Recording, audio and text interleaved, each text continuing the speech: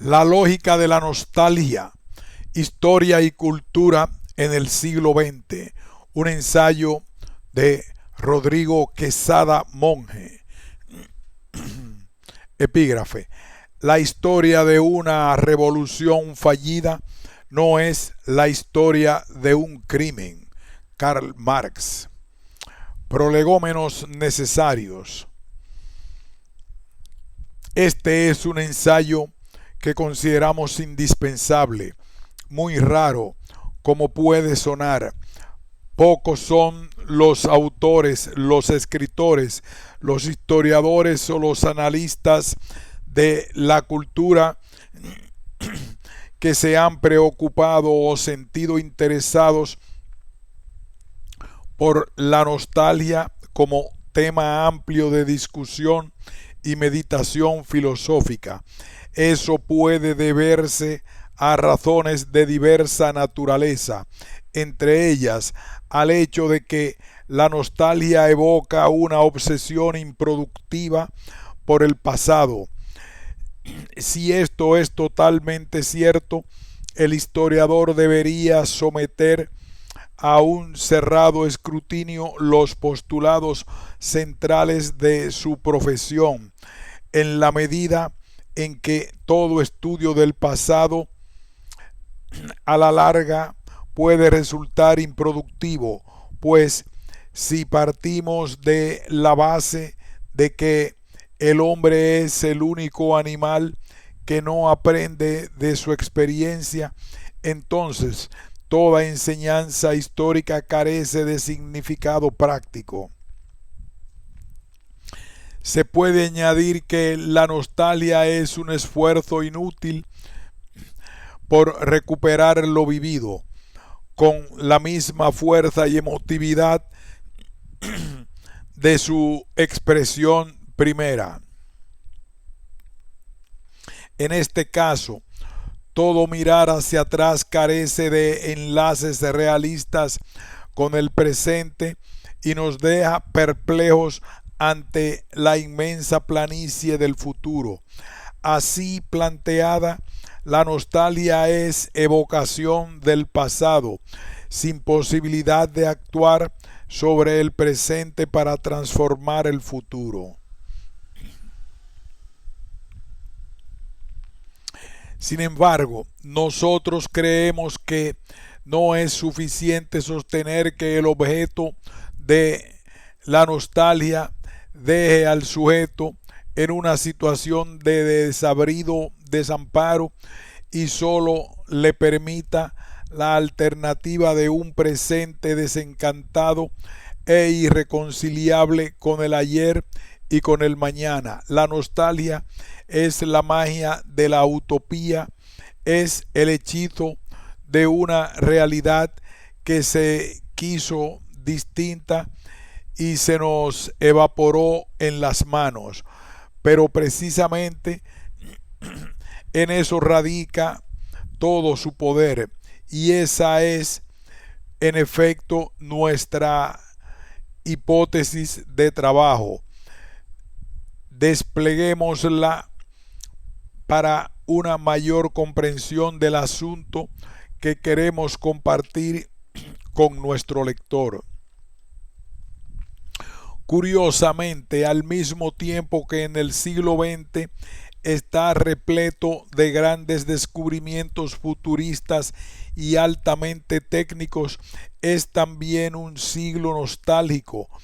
Si recordamos a escritores como Marcel Proust, habitantes de los meros bordes del siglo, nos daremos cuenta que todo su proyecto estético reposa sobre la idea maravillosa de que sólo el arte puede salvar la memoria y en consecuencia la vida.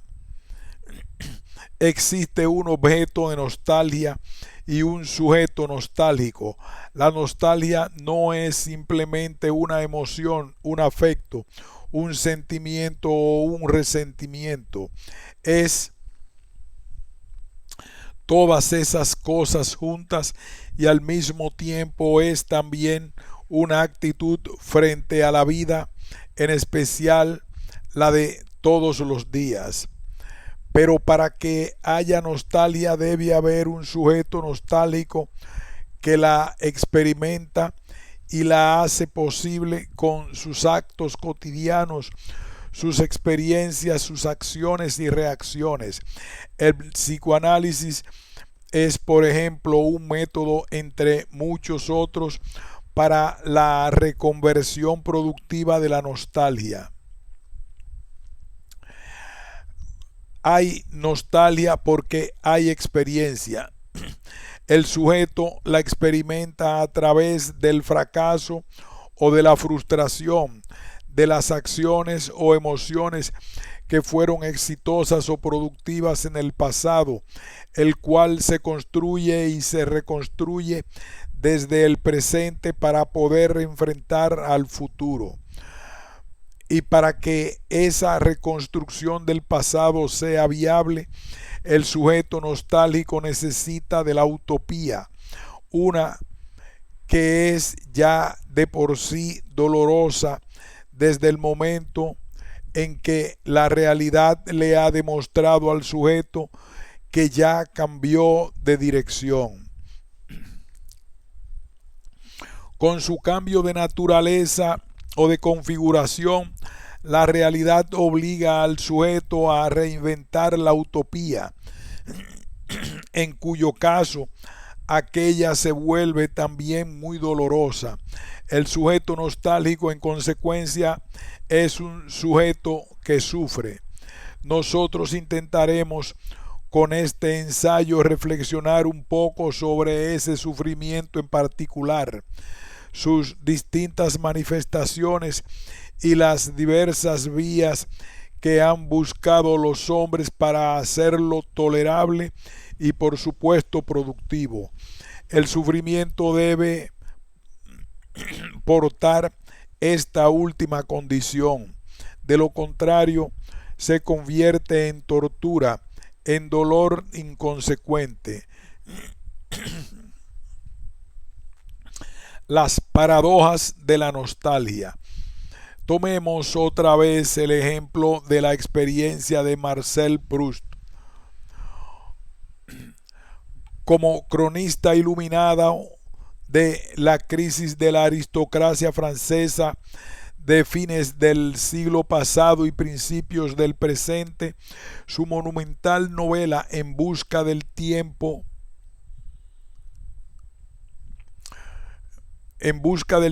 perdido es el mejor ejemplo que podríamos mencionar de lo que aquí llamaremos la añoranza culpable. El que añora recuerda con gratitud y tristeza al amor, la amistad, el ideal o el objeto perdidos, pero se siente culpable por no haber hecho lo suficiente para impedir que la pérdida se diera. Esa paradoja es increíblemente útil para entender el programa de vida de la persona que ha terminado atrapada por la nostalgia. La paradoja permite examinar con cuidado y precisión los ideales de la primera parte del presente siglo, y ello está maravillosamente bien retratado en el trabajo novelístico de Proust.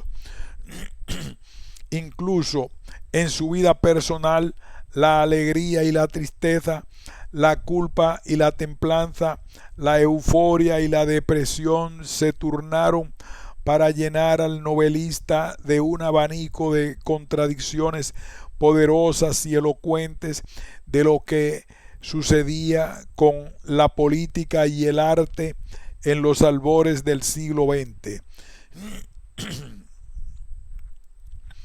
A la manera de los griegos, quienes hicieron de la paradoja una virtud sin la cual es imposible comprender la paideia o los ideales sustanciales de su civilización.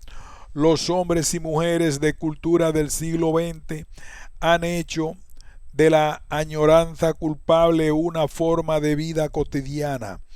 La incertidumbre, el desamparo, la pérdida de certezas morales y políticas hacen que la cultura de la primera parte del siglo no sea suficiente para llenar los enormes huecos existenciales de los hombres y mujeres de ese momento. Eso se llena en las calles, la taberna, el burdel, los parques. Hasta 1945 la cotidianidad sería la de las colectividades. Basta leer el magistral trabajo de Elena Poniatowska, Tinísima, para darse cuenta hasta dónde llegó la herencia de hombres como Proust, Kafka, Rilke, Pessoa y otros, no solo en el sentido del quehacer cotidiano, sino fundamentalmente en el de la configuración de ideología, la experiencia del comunista al estilo de Tina Modotti es la del que quiere transformar la moral burguesa sirviéndose de ella. Nada podría haber sido más paradójico. Pero es que la añoranza culpable de los años que median entre 1870 y 1918 es la de los imperios, la del individuo, la del silencio y la espiritualidad divinizada por la creación literaria y artística en general. El político, además de un hombre de ideas, debe ser un artista, un buen orador, un mago habilidoso en el manejo de la intriga y las turbias relaciones entre los hombres y los estados. La primera parte del siglo está llena de ellos. Se añora lo perdido y para amortiguar la culpa se hace arte, poesía, pintura, música. Se practica una forma de política en la que la culpa se socializa y desde las colectividades amorfas, grises y a veces brutales, se le hace creer al individuo que de esa manera puede conjurar sus demonios. La psicología de Freud está diseñada para salvar al individuo, no a las colectividades. La civilización en estos casos es un asunto del pasado, no del presente. El nazismo y el estalinismo les manejaron a grandes masas humanas, una culpa heredada porque los padres o los abuelos no habían hecho lo suficiente para impedir los desafueros del presente. Pero el nazismo se apoyó mucho en la nostalgia del pasado. El estalinismo hizo lo mismo con la nostalgia del futuro. En todo caso, el presente fue lo más volátil. Y esto es irónico porque solo se construye o se destruye desde el presente. Con el afán de recuperar las glorias del pasado, los nazis destruyeron el presente de la Alemania de los años 20 y 30. Algo similar les sucedía a los soviéticos, puesto que en su angustia por construir un futuro mejor y distinto al que ofrecían el capitalismo y la burguesía decadente, demolieron su propio pasado y se quedaron sin posibilidad de construir el sueño que alguna vez les prometiera la revolución bolchevique. En ambos casos, el presente salió seriamente deteriorado y se convirtió en algo elusivo, inaprensible, una categoría temporal que no tiene estatuto teórico para la mayor parte de los pensadores burgueses contemporáneos, a no ser en las sociedades en desarrollo donde el presentismo se mide según la dimensión alcanzada por el proyecto revolucionario. Para la América Latina, por ejemplo, su presente lo definen la calidad y las potencias de los proyectos y movimientos revolucionarios vigentes. No podemos darnos el lujo de añorar culpablemente el pasado. Hay que construir el futuro, pero desde un presente explicado y comprendido a la perfección, no como hicieron los soviéticos, levantar la utopía de un futuro incierto sobre las montañas de cadáveres del presente. América Latina o modifica su presente o se queda sin futuro, porque su pasado le pertenece a las potencias imperialistas. De esta manera llegamos a la conclusión de que existen dos tipos de nostalgia, cada uno teñido por una clase diferente de añoranza culpable. La nostalgia imperialista de corte victoriano, por ejemplo, trae consigo una añoranza que dio nombres como el de Oscar Wilde, con quien se cebó la culpabilidad burguesa. Por eso resultan ridículas, para decirlo menos, las poses que asume un nostálgico proimperialista al estilo de Mario Vargas Llosa, porque este es un intruso en el tanto no es portador de la añoranza culpable típicamente burguesa, como le sucediera a Wilde, que terminó considerado un paria, un traidor, tránsfuga de los valores más nobles y sublimes de la burguesía victoriana.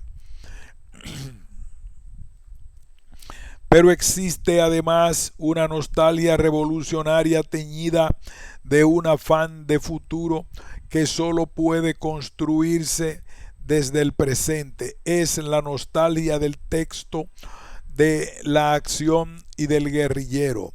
Una añoranza tan concreta y tangible como para mantener el jaque al gobierno colombiano.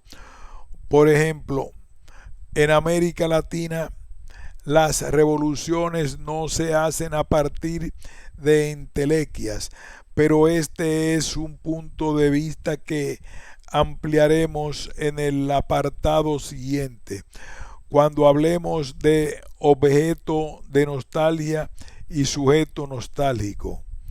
Objeto de nostalgia y sujeto nostálgico.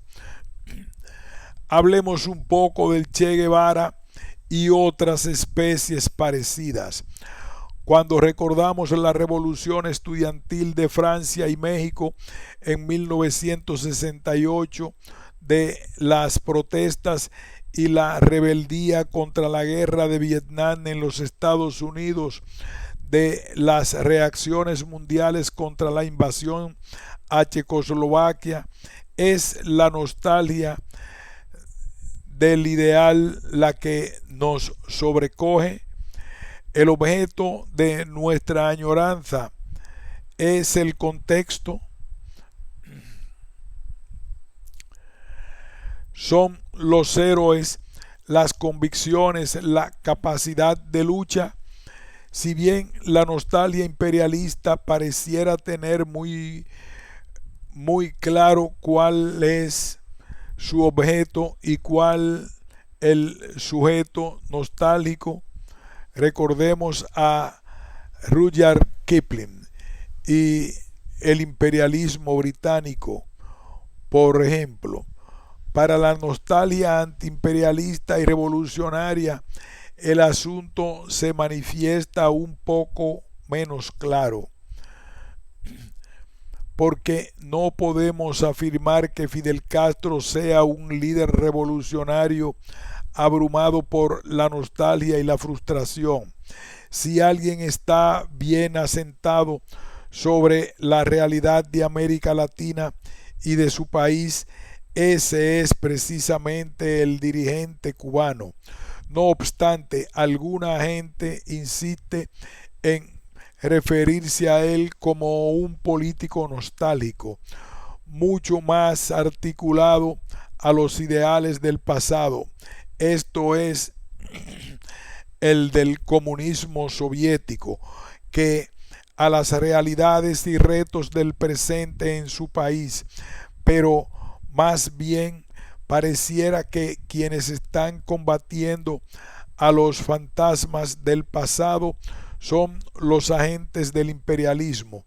El socialismo cubano, de fuerte inspiración martiana y bolivariana, siempre ha estado ahí. Lo que es nuevo con la Guerra Fría y la intolerancia del gobierno de los Estados Unidos es el bloqueo que ahora se ha quedado sin sustrato político e ideológico. La añoranza culpable se pertenece entonces a la potencia norteamericana, puesto que nunca logró doblegar al pueblo cubano. Pero la nostalgia antiimperialista tiene otras expresiones menos contingentes.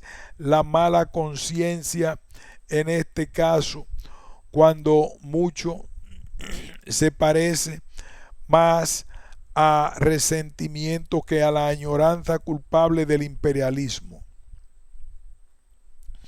La nostalgia antiimperialista es la nostalgia del futuro. Solo desde esta perspectiva será posible hablar de Fidel Castro o del noble Che Guevara como líderes nostálgicos, pero están además los nostálgicos con respecto a ellos. Quien añora al Che Guevara, quien pretende que con su resurrección los problemas en América Latina se resolverán por una suerte de alquimia desconocida, olvida que su ideario sigue vigente.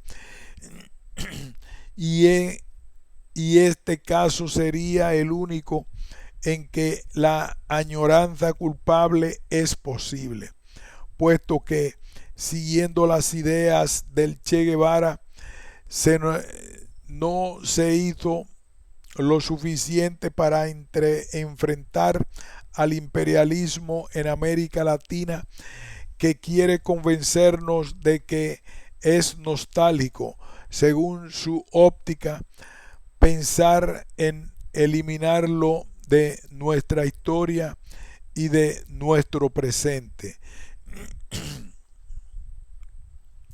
Para el imperialismo es nostálgico que querramos deshacernos de él, y está viviendo en otra época quien se atreve a pensar en un futuro sin guerras, sin hambre, sin opresores y sin intervenciones extranjeras.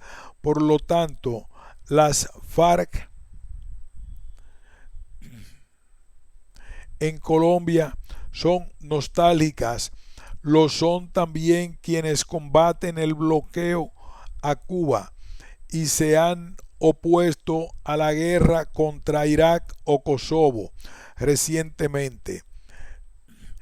En definitiva, como dice un amigo mío, el cinismo del imperialismo no tiene límites.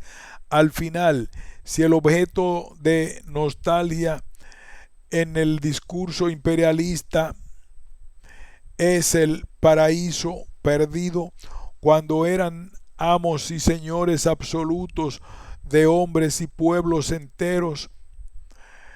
El sujeto nostálgico es aquel que cree, como Reagan, una vez que los escenarios no cambian y que los hombres menos, puesto que el fracaso del socialismo real es en realidad el éxito de quienes después de tal experiencia han logrado precisar mejor que nunca al enemigo que hay que combatir.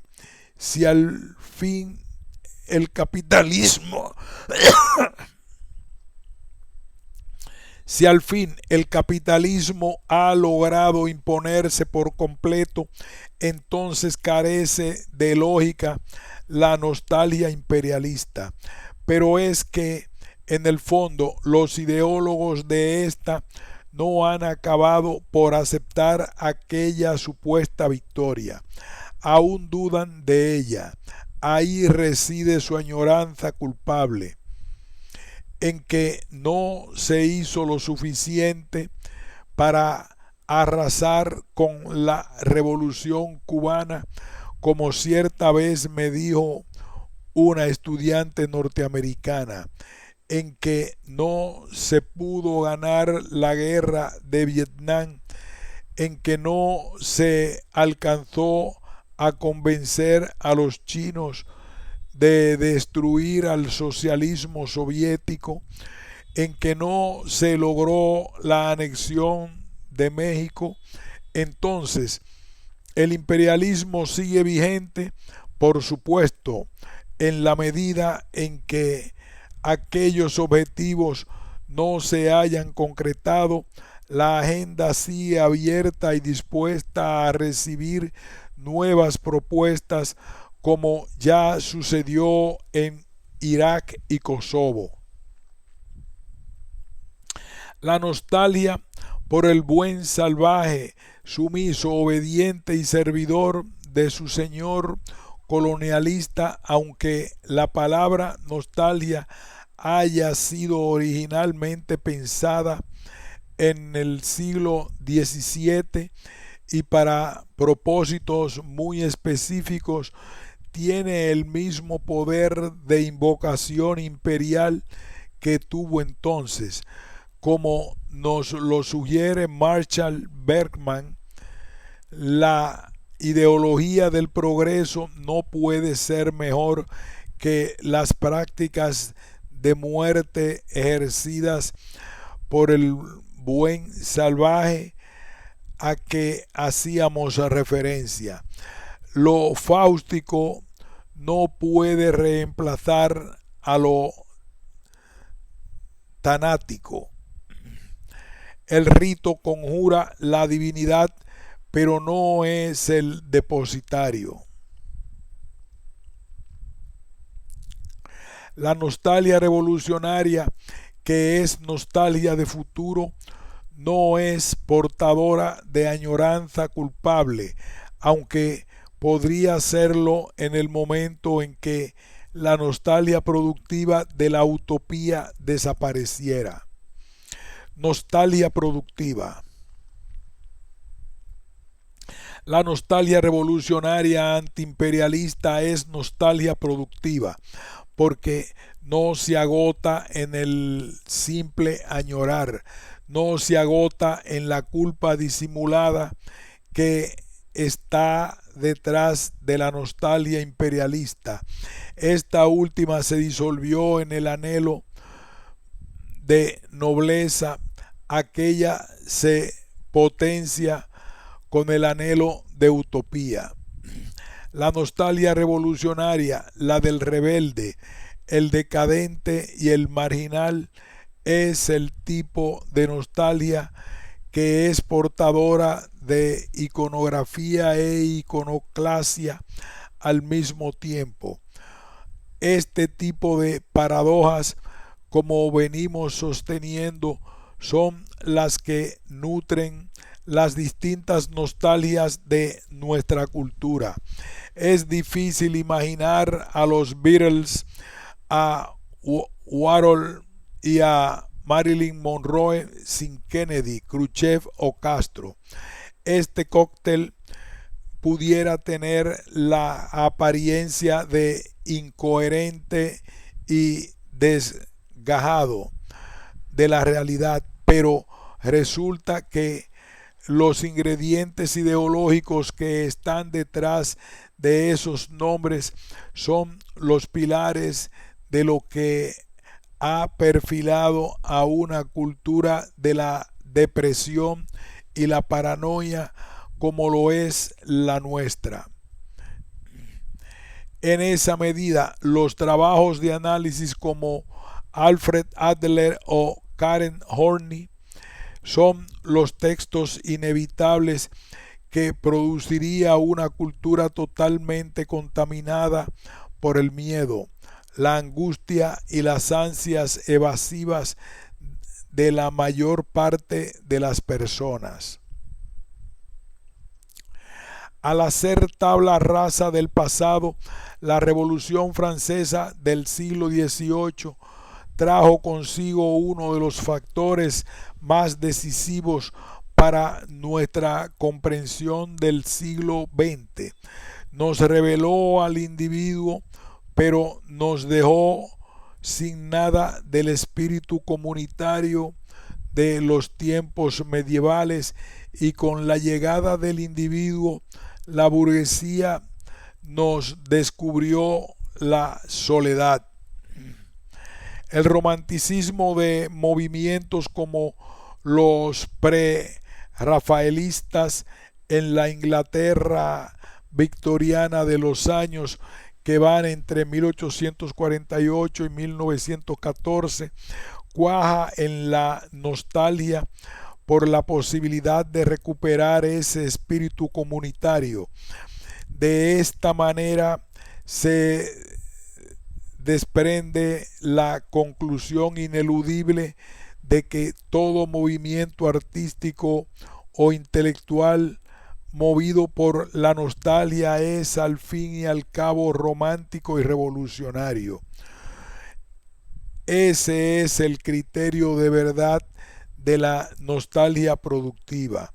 El vanguardismo de William Morris, Marcel Duchamp y Borges es un vanguardismo nostálgico que, a pesar de pertenecer a épocas y movimientos intelectuales distintos, vulnera por igual la cotidianidad del hogar, la galería y el libro. Existe una línea continua entre el papel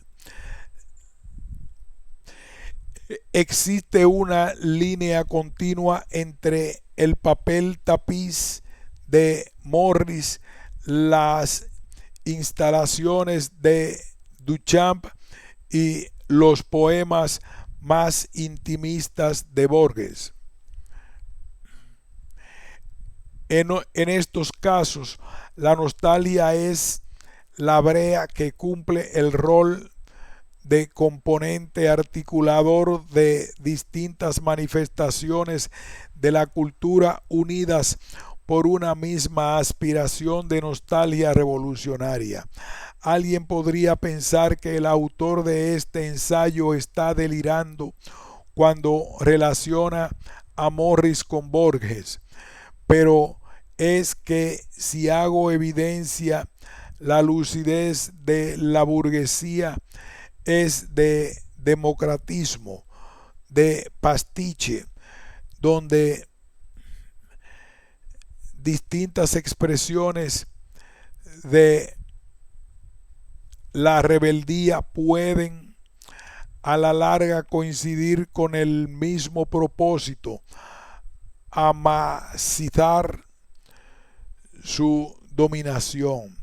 Ahora bien, si a la nostalgia de pretérito le atribuimos el quietismo, la falta de vitalidad y casi hasta la necrofilia, no estaríamos incurriendo en la contradicción cuando sugerimos que el romanticismo pre-rafaelista, por ejemplo, al dejarse tentar por el arte pre-renacentista, es también revolucionario. La nostalgia que inspira a los pre-rafaelistas es nostalgia del futuro, revolucionaria, rebelde, de cambio, solo que al servirse del pasado lo hacen con la sabia actitud de quien busca en él lo que falta para completar el presente y de esta forma transformar el mañana. Los pre-rafaelistas quisieron de esta manera recuperar los afectos que el Renacimiento y la Ilustración les habían robado. Tanto énfasis en la razón los hizo revolucionarios de las emociones. Pero resulta que en busca de la naturalidad propia, según ellos, el arte medieval, la burguesía les hizo pagar muy caro su desajuste con el presente, donde ella se desenvuelve con absoluta soltura, puesto que ese es su dominio más preciado, el cual se expresa en el industrialismo, la tecnología y una soledad gélida. Algunos de estos artistas pagaron con el suicidio, la locura, el alcoholismo y la drogadicción su atrevimiento por olvidarse del presente. No puede ser de otra forma. Es en el presente donde se realizan los beneficios, las ganancias y la plusvalía. Experiencia y realidad de la nostalgia. ¿Cómo se experimenta la nostalgia? ¿Cuál es la realidad de la nostalgia? ¿Es posible el salto cualitativo de romántico a revolucionario, según el decir del historiador británico Thompson? ¿No fue eso lo que sucedió precisamente con el Che Guevara? Esas son algunas de las preguntas fundamentales, aunque no estamos seguros de tener las respuestas correctas. El colonialista y el imperialista saben muy bien cómo experimentar la realidad de la nostalgia. Charles de Gaulle estuvo a punto de perder su tiempo, entre otras cosas, por su imperial terquedad nostálgica con relación a la guerra de la independencia de Argelia. Lo mismo le sucedió a los ingleses con la India y a los norteamericanos con Cuba. Pero el historiador le es permitido experimentar la nostalgia de otra forma, más todavía si es un historiador plenamente consciente de las potencias de su disciplina de trabajo, porque sabe que la nostalgia imperialista se concreta en datos muy específicos de momentos ya idos, pero cuya sedimentación en la memoria de los pueblos y de los individuos debe ser utilizada para mantener pujante la posibilidad de volver. La nostalgia imperialista es de una fuerza ideológica descomunal. En gran medida, las glorias pasadas del Imperio Británico han servido como un magma eficaz y positivo para mantener funcionando a la tambaleante y desprestigiada monarquía.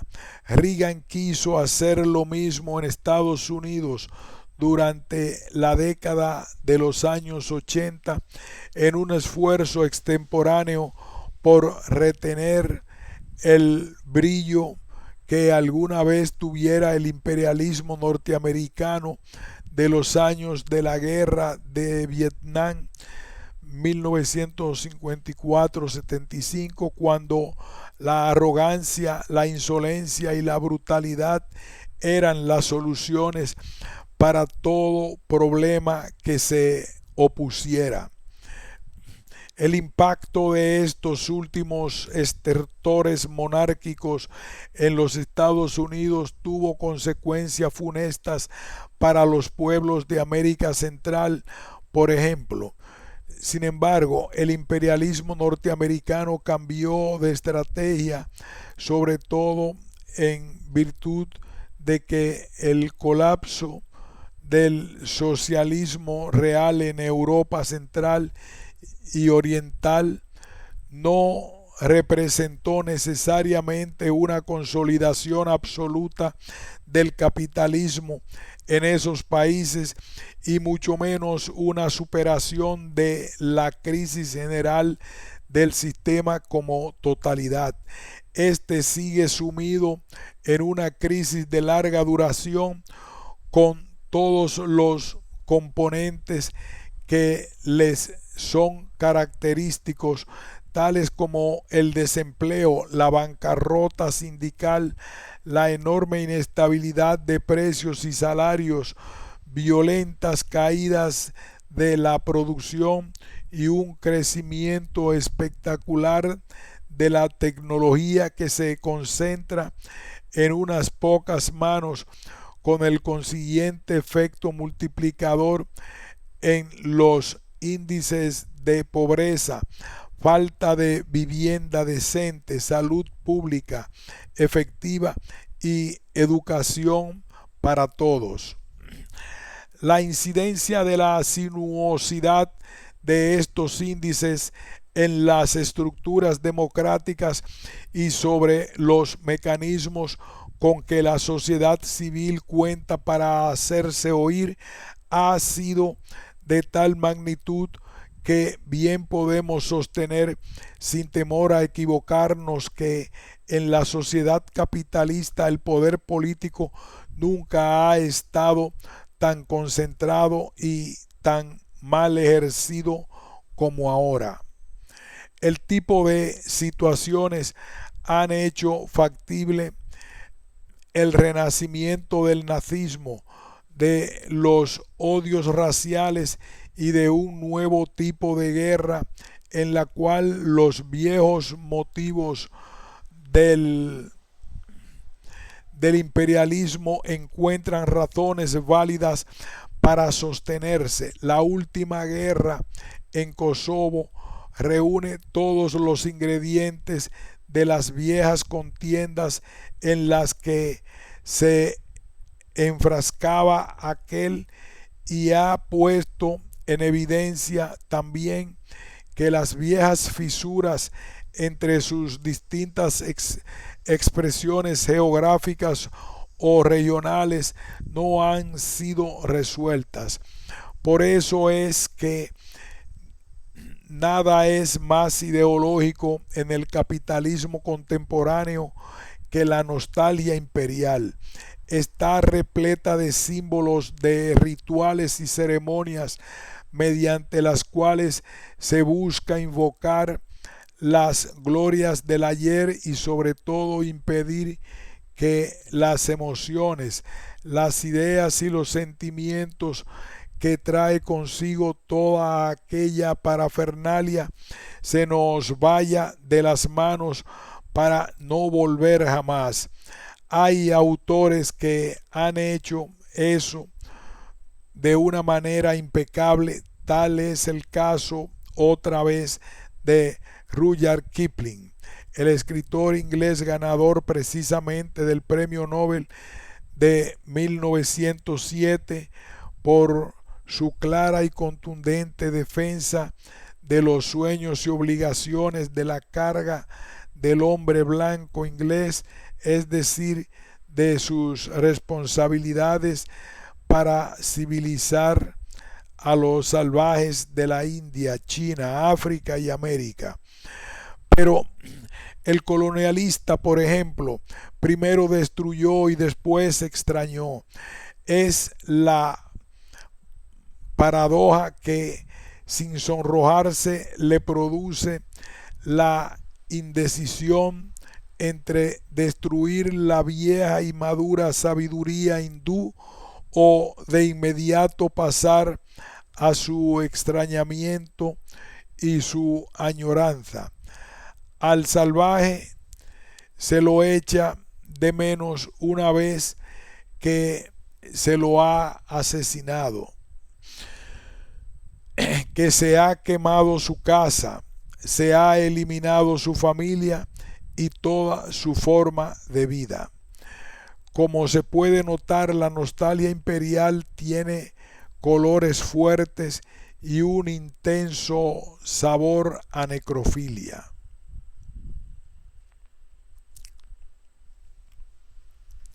Entre tanto, las víctimas de este tipo de nostalgia han desarrollado la suya, en la cual no tiene cabida una obsesión improductiva por el pasado, y no se trata de la víctima simple y plena del sufriente inveterado, sin dirección ni propósito. No nos referimos al sujeto objeto de la nostalgia imperial, aquella que sufre y llora, pero también combate, lucha y se desangra para no perder la identidad. Por eso es que toda la discusión sobre este tema no puede quedarse en el esnobismo angustiante del que tiene respuesta para todo, aunque éstas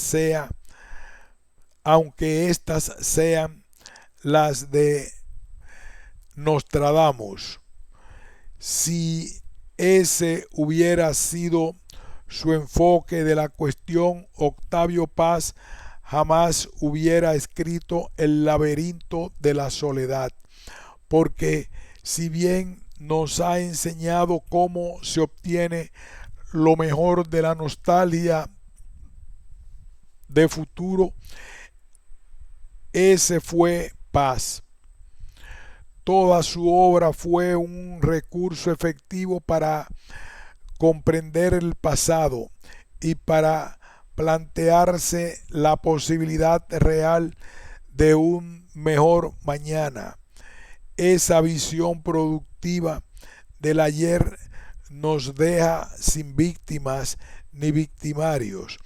El nutriente de los enfoques fanatizados y furibundos, pero nos revela una vereda iluminada y vigorosa, la del que ve en la nostalgia y la melancolía del porvenir la manera más eficaz de remontar los sueños en sí mismos, para convertirlos en instrumentos bien aguzados con la idea de modificar el presente. Sólo así podría hablarse de transformar el futuro, pero para ello se requiere imaginación utópica. Utopía y praxis de la nostalgia.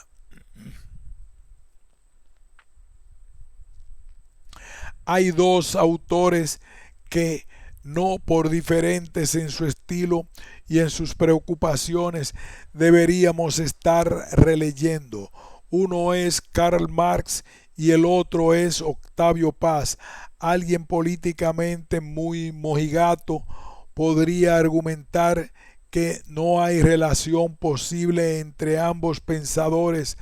Nosotros creemos que sí la hay, al menos en lo que se refiere a la agudeza con que hicieron y rehicieron las crónicas de sus tiempos, porque si hubo un excelente cronista de su época, ese fue Karl Marx. Sus escritos sobre la situación política en Francia, Alemania, los Estados Unidos, España, la India, América Latina y Rusia, así como los de su insuperable amigo Friedrich Engels, son verdaderas cajas de herramientas analíticas para nuestra mejor comprensión del presente. Tal es también el caso de Octavio Paz, el iluminado profeta de su siglo. No obstante, este es un autor que presenta la rara particularidad de que sus conclusiones no siempre coinciden con las premisas de las que parte. El soporte analítico, con una factura literaria exquisita y de extraordinaria potencia explicativa, arriba con frecuencia a conclusiones en las que uno cree haber encontrado respuesta para ciertos problemas y de pronto se encuentra con la sorpresa de que más bien le han llenado las manos de más preguntas sin solución.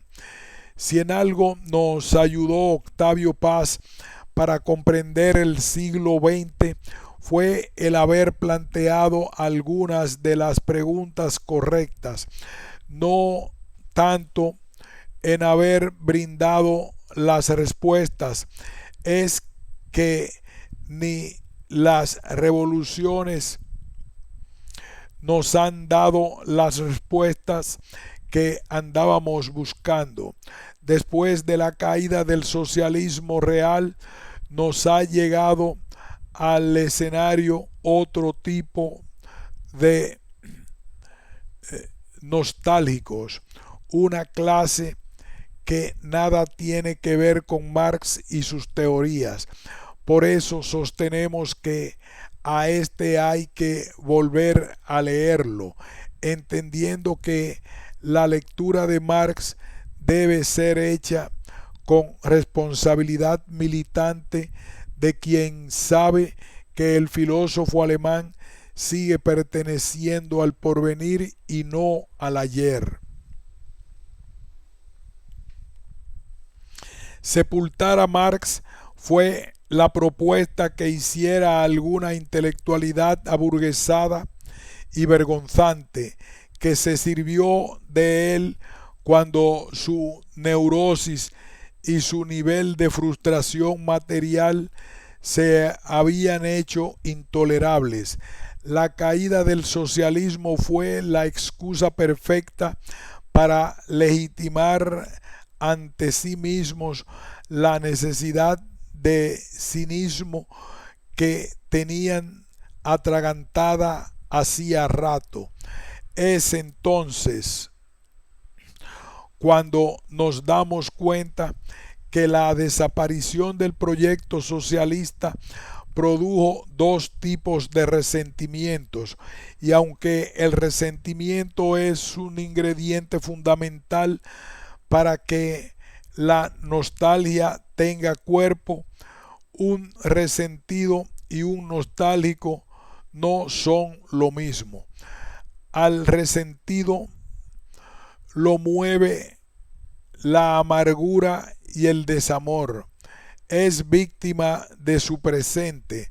Al nostálgico lo conmueve la utopía, ya sea de pasado o de futuro, pues el presente no lo apremia, aunque lo angustia. Tenemos entonces al resentido que perdió el olfato para detectar por dónde iba la historia, por un lado, y por el otro, al resentido que se quedó atorado en el pudo haber sido y no fue.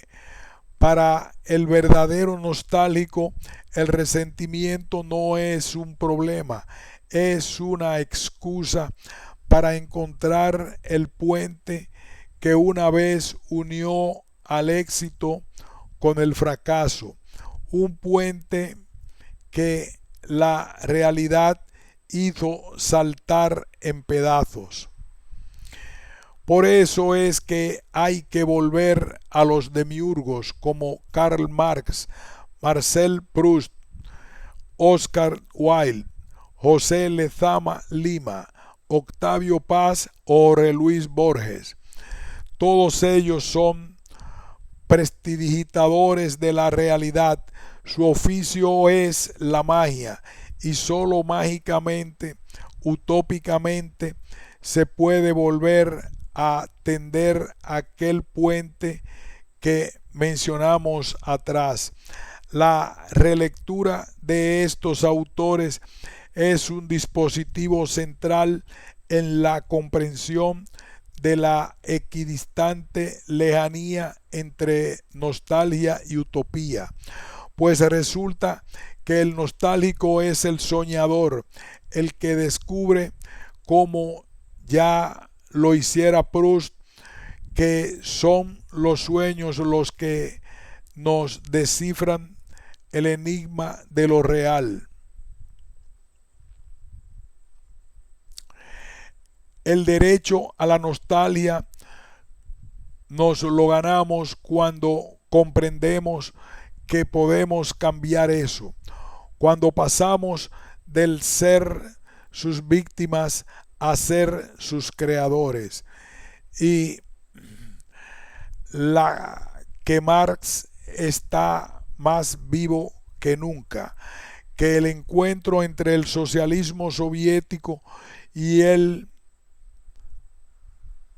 fue simplemente una gran ironía, una broma descomunal de la historia. El salto de la tragedia a la comedia, como él mismo hubiera dicho. Balance final. Nos corresponde ahora ofrecer un menú para el buen y noble nostálgico que pueda haber en cada uno de nosotros.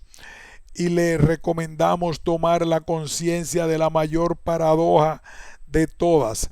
Si el sujeto nostálgico vive su experiencia desde el pasado y hacia el futuro porque le tiene miedo al presente, la nostalgia solo es posible en el aquí y en el ahora. Cada nuevo día trae su propia cuota de angustia y con ella es suficiente. 1. No es posible la nostalgia sin sus paradojas. Son ellas las que le dan sentido a nuestra lucha cotidiana. La nostalgia es el reflejo más exacto que tenemos de nuestras frustraciones y creemos que son pocos los autores que han logrado pintar esto mejor que algunos escritores portugueses. Basta recordar a maestros como Fernando Pessoa o José Saramago. Con ellos la melancolía es un programa de vida. La nostalgia es el nombre de su estética.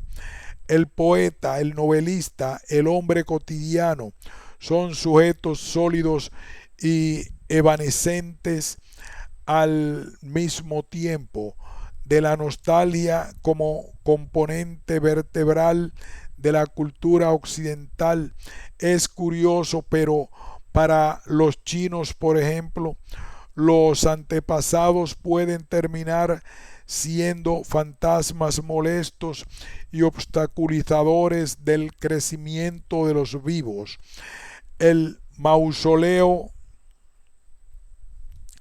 donde estuvo enterrado por cerca de 2000 años el primer emperador Qin, responsable de haber unificado a lo que hoy es esa nación, ha permanecido sin ser abierto desde 1974, cuando un campesino lo descubriera casualmente. Ellos creen que, de ser investigado por arqueólogos, dicho mausoleo, el emperador resucitará y les hará la vida un infierno. En Occidente, el hombre más bien necesita de sus fantasmas, lo añora. Es por eso que el sujeto nostálgico, si no tiene o no encuentra los objetos de su nostalgia, se los inventa. Para eso tiene la razón, el razonamiento y todo tipo de racionalizaciones de su cotidianidad.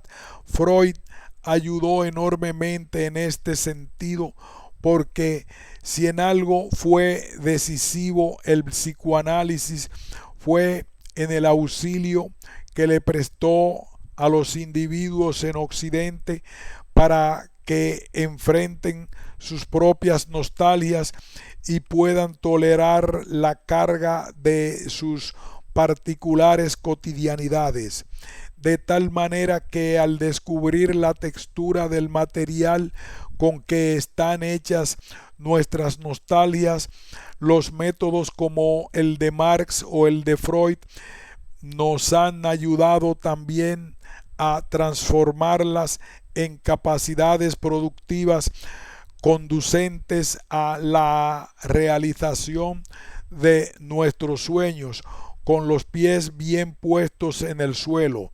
Toda utopía, nos enseñaron, para que tenga el carácter de tal, debe estar ajustada con armonía a la realidad, y la realidad solo tolera lo que procede de sí misma, sean sueños, utopías o experiencias simplemente. La experiencia de la nostalgia es la de ese lado de lo real al que solo se puede llegar a través de los sueños. Los muy osados, los que se han atrevido a imaginar esos puentes y también los han cruzado. En estos casos, la utopía es el programa que conduce hasta ahí. Un ser humano nostálgico es aquel que ya entendió que la fantasía se teje en los telares de la cotidianidad.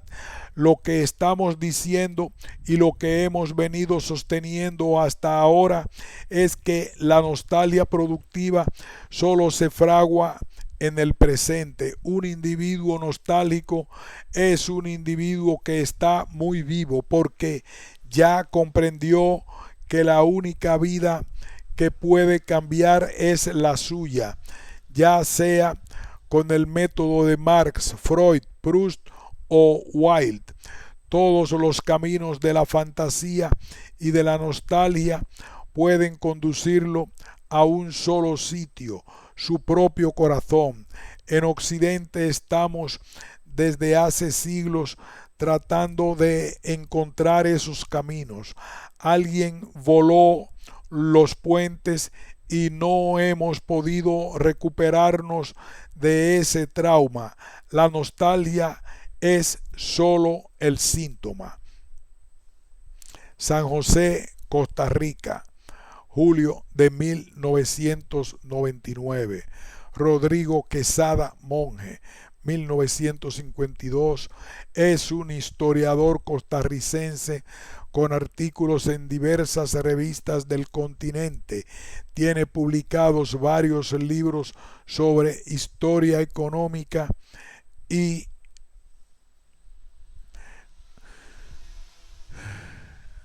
fin de este ensayo.